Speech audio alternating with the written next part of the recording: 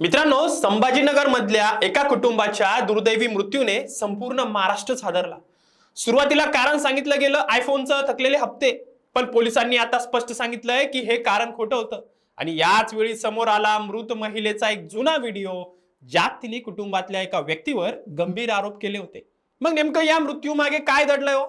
कौटुंबिक वाद, प्रॉपर्टीचं भांडण की आणखीन काही? छत्रपती संभाजीनगर मधील खवड्या डोंगर परिसरात घडलेल्या चांदगुडे कुटुंबाच्या मृत्यू प्रकरणाने अवघ्या राज्याचं लक्ष वेधलंय। या घटनेला आता नवीन वळण मिळालंय, कारण पोलिसांनी सुरुवातीला या चर्चेत असलेल्या आयफोनचं कारण फेटाळून लावलंय आणि समोर आला एक भावनिक व्हिडिओ, जो या संपूर्ण प्रकरणाची दिशाच बदलतोय। आजच्या या भागात संपूर्ण प्रकरण, तपासाची दिशा आणि प्रशासनाची भूमिका या सविस्तर बघणार आहोत।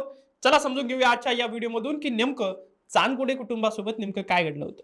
नमस्कार, मी आपल्या सर्वांचा मित्र अक्षय दाटे आणि आपण बघताय सत्य पे सत्ता। प्रश्न तुमचे, आवाज आमचा। मित्रांनो, ही घटना घडली तेव्हा सुरुवातीला अशी चर्चा पसरली की आयफोनचे हप्ते थकल्यामुळे किंवा आयफोन घेण्याच्या हट्टातून हा प्रकार घडलाय। सोशल मीडियावर ही चर्चा वेगाने पसरत होती आणि सगळीकडे आयफोन आणि आजच्या मुलांच्या या भावनेवर प्रतिक्रिया यायला लागले, व्हिडिओज यायला लागले। परंतु कुणालच्या आजोबांनी स्पष्ट सांगितलं की कुणालकडेही आयफोन होता आणि त्याच्या आईकडेही आयफोन होता, त्यामुळे आयफोनचा प्रश्नच उद्भवत नव्हता। आजोबांच्या मते कुणालला आत्मघातकी पाऊल उचलायचेही नव्हतं, तो फक्त आपल्या विभक्त राहणाऱ्या आई वडिलांना एकत्र आणण्यासाठी गेला होता आणि याच प्रयत्नादरम्यान ही दुर्दैवी घटना घडली, अशा या चर्चेत मीडियामधनं आपल्याला कळालं। मित्रांनो, या प्रकरणाला खरं वळण दिलं गेलं ते अतमृत संगीता चांदगुडे यांच्या स्वतःच्या युट्यूब चॅनलवरील एका व्हिडिओने। घटनेच्या एक दिवस आधी अपलोड झालेल्या या व्हिडिओत त्यांनी कुटुंबातील दीर्घकाळाच्या वादाचा उल्लेख केला होता। आरोप आहे की संगीता यांनी प्रॉपर्टीच्या वादावरून पतीच्या बहिणीवर म्हणजेच त्यांच्या नंदेवर गंभीर आरोप केले होते। आपला आणि आपल्या मुलाचा हक्क हिरावला गेल्याची, तसंच भाऊ आणि आई वडिलांना एकत्र येऊ न दिल्याची खंत त्यांनी बोलून दाखवली होती। या व्हिडिओमुळे तपास यंत्रणांचा रोख आता कौटुंबिक कलाकडे वळला होता। सूत्रानुसार कुटुंबात प्रॉपर्टीवरून आणि नात्यांमधल्या दुराव्यावरून बरेच दिवस तणाव होता आणि आई वडील वेगळे राहत होते। मित्रांनो, या घटनेतील सर्वात चटका लावणारी बाब म्हणजे मृत्यूनंतरही हे कुटुंब एकत्र आलं नाही। अरे, एखाद्या कुटुंबात एखादा मृत्यू झाल्यानंतर सर्व कुटुंब एकत्र येतं।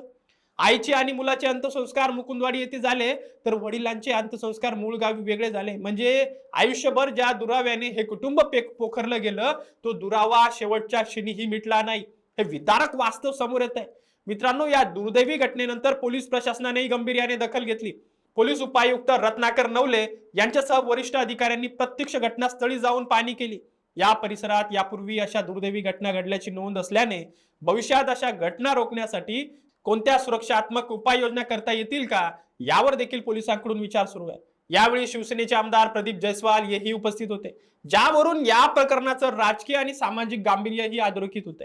मित्रांनो, चांदगुडे कुटुंबाची ही घटना आपल्याला एक गंभीर प्रश्न विचारते की कौटुंबिक वाद, प्रॉपर्टीचे तंटे आणि नात्यांमधला दुरावा किती टोकाला जाऊ शकतो। सोशल मीडियावरील आरोप प्रत्यारोप आपण बाजूला ठेवूया, पण खरा प्रश्न आहे तो म्हणजे एका कौटुंबिक कलहांवर वेळीच संवाद आणि समजूतदारपणाने तोडगा का काढला जात नाही, एकमेकांशी का संवाद साधला जात नाही, आणि तेव्हाच प्रॉब्लेम आणि हे दुःख का दूर होत नाही।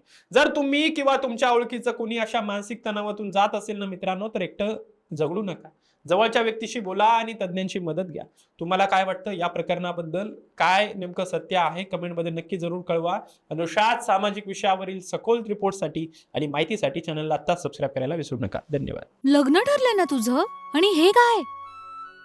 अगं, मला पीसीओडीचा त्रास आहे, कधीतरी हे सासरी कळेलच ना, मग त्याच्यामुळे मुलं होण्यात अडचण येते ना। हे एकतर पीसीओडी इतका गंभीर आजार नाहीच आहे आणि त्यावर सोपा उपाय आहे। आपल्या ईशाला लग्नाआधी असाच त्रास होता, तिने डॉक्टर चाटेज होमिओपॅथी क्लिनिक मध्ये उपचार घेतले आणि तिला आता 2 मुलं आहेत। Doctor Chatej homeopathy clinic, side effect नसलेला होमिओपॅथीचा नैसर्गिक उपचार। 9545727107